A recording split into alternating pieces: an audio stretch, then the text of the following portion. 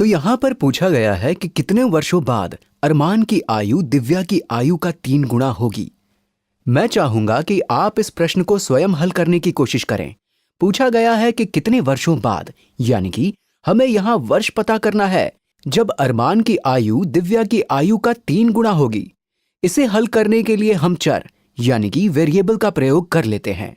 मान लीजिए y पता किए जाने वाले वर्षों को प्रदर्शित करता है। तो क्या हम दी गई सूचना के आधार पर यह जानने के लिए समीकरण यानी कि इक्वेशन बना सकते हैं कि कितने वर्षों बाद अरमान की आयु दिव्या की आयु का 3 गुना होगी?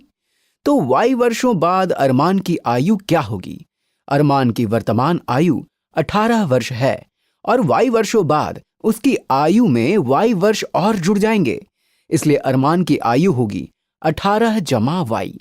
और अब हम y वर्षों के बाद दिव्या की आयु पता कर लेते हैं।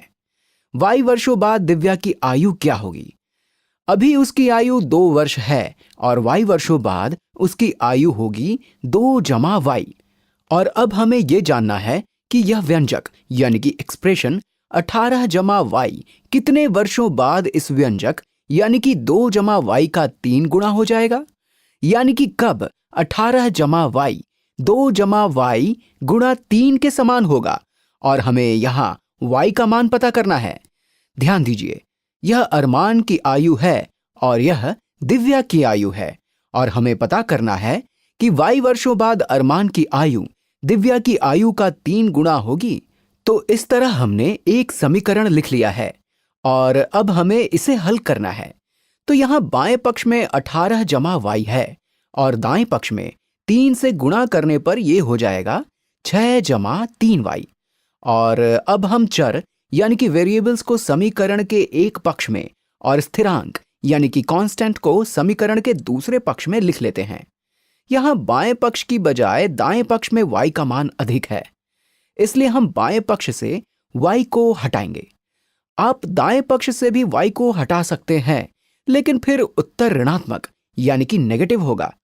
तो समीकरण के दोनों पक्षों से y घटाने पर बाएं पक्ष में केवल 18 रह जाएगा और दायां पक्ष होगा 6 जमा 2y।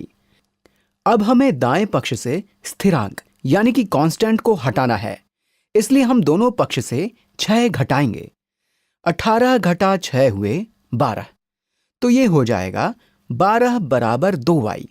और अब हम समीकरण के दोनों पक्षों को 2 से विभाजित यानी कि डिवाइड करके y का मान पता कर सकते हैं। हम समीकरण के एक पक्ष में जो प्रक्रिया करते हैं वही प्रक्रिया हम दूसरे पक्ष में भी करते हैं, ताकि समीकरण के दोनों पक्षों का मान बराबर रहे।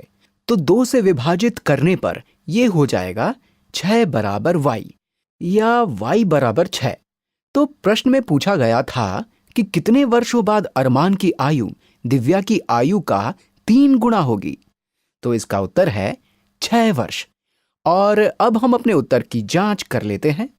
तो 6 वर्षों बाद अरमान की आयु कितनी होगी? उसकी आयु होगी 18 जमा 6 यानी कि 24 वर्ष।